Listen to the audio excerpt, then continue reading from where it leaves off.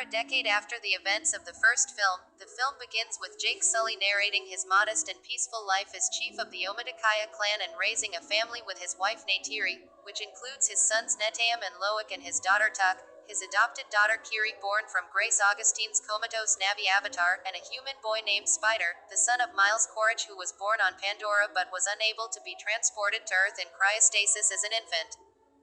While Jake is able to accept Spider as an adopted son, Neytiri is distrustful of him given his human origins. However, all the children mingle and socialize well with each other including Spider, whom Kiri is affectionate with even though he is a human. Spider does not embrace his human heritage and feels more inclined to Navi culture and traditions. They lead a normal life until one day they notice a strange star in the night sky. Much to their dismay, they realize it's a RDA spaceship with humans returning to Pandora to colonize it, erecting a new main operating base yet again, causing significant destruction to Pandora. Among the new arrivals in the ship is Colonel Quaritch, who has been cloned into a Navi body and with his memories uploaded from before his death. As a result, Quaritch is unable to remember his demise at the hands of Jake but is only able to recollect the events in the past and his vengeful mission to eliminate Jake. To prevent the RDA from exploiting Pandora again, Jake leads a strategic guerrilla operation against the RDA supply lines, weakening them.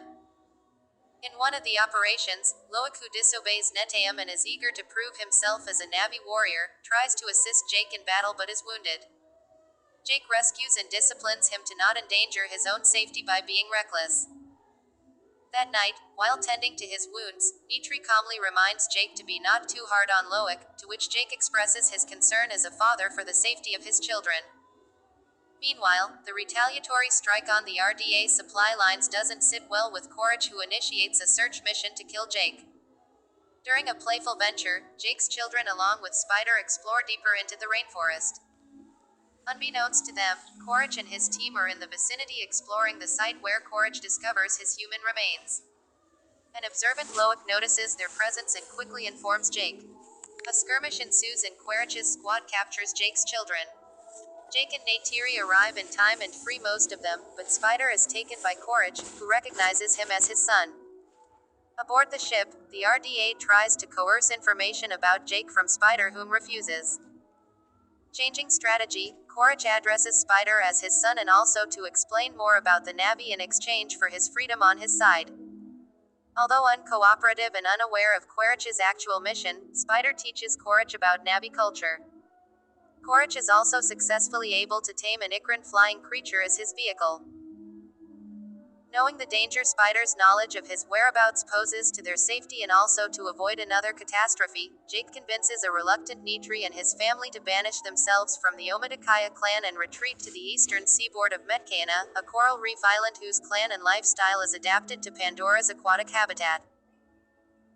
Jake passes on his chief mantle to his successor and leaves together with his family to Metkayana. Once arrived, they are greeted by the clan chief Tanawari and his wife Ronal, who is doubtful of them initially. However, Jake explains their situation and they are agreed to stay and given shelter.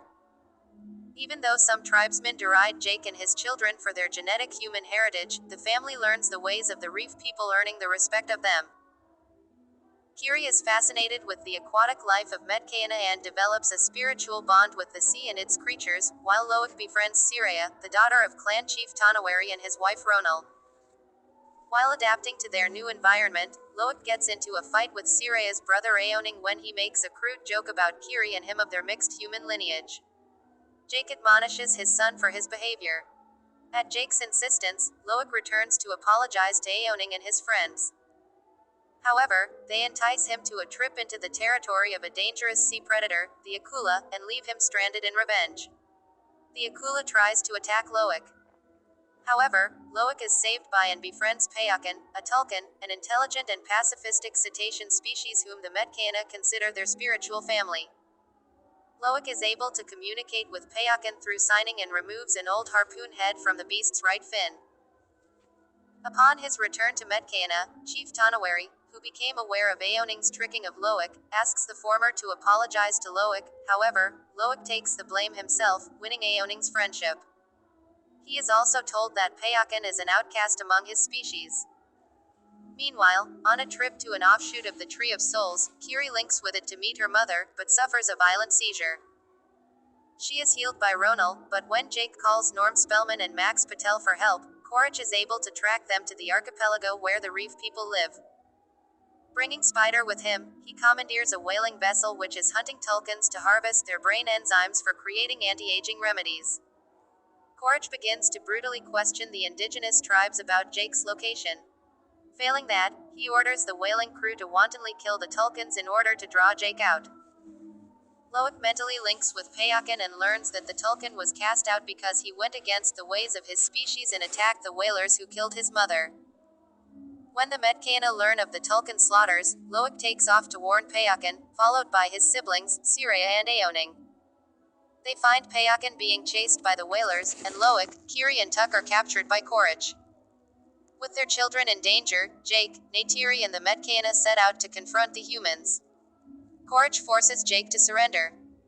But seeing his soul brother imperiled, Payakan attacks the whalers, triggering a fight which kills most of the crew and critically damages the vessel, causing it to sink. Neteyam rescues Loic and Spider, but is fatally shot. Jake faces Quaritch, who uses Kiri as a hostage. When Neytiri does the same with Spider, Quaritch at first denies his son, but desists when Neytiri cuts Spider on the chest. Jake, Quaritch, Neytiri and Tuck end up trapped inside the sinking vessel. Jake strangles Quaritch into unconsciousness and is rescued by Loic and Payakan, and Kiri summons sea creatures to help her save Neytiri and Tuck. Spider finds and rescues Quaritch, but leaves him due to his cruelty towards the Na'vi and putting his goal to kill Jake's family over being his father and becoming a good man, leading him back to rejoin Jake's family. After Neteyam's funeral, Jake and his family decide to stay with the Metkayina permanently.